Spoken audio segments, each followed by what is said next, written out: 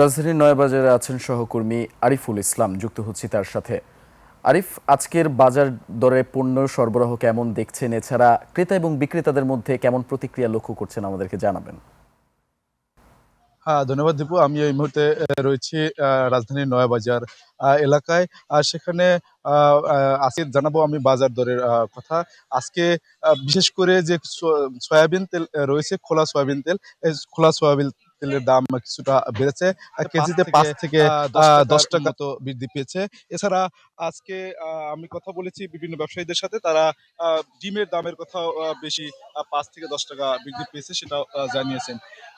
তবে আহ, বেগুন, শসা, করলা, আহ, পটল এগুলো হচ্ছে আগের দামে বিক্রি হচ্ছে। এছাড়া যে মাছের দামটা আজকে শুক্রবার যেহেতু, সেক্ষেত্রে শুক্রবারের তুলনামূলকভাবে মাছের দামও 5 থেকে 10 টাকা। কোনো কোনো মাছের দাম বৃদ্ধি পাচ্ছে, বিশেষ করে পাঙ্গাস এবং হচ্ছে তেলাপিয়া মাছের দাম বৃদ্ধি পাচ্ছে 5 থেকে 10 টাকা। তেলাপিয়া বিক্রি হতে 170 থেকে 180 টাকা।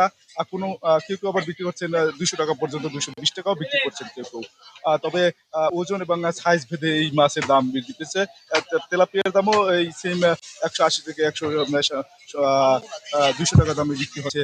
অন্যদিকে আমি কথা বলেছি যে বাজারের ব্রয়লার মুরগি এবং গরুর মাংস, এদের এই ব্যবসায়ীদের সাথে কথা বলছি এবং ভোক্তাদের সাথে কথা বলেছি।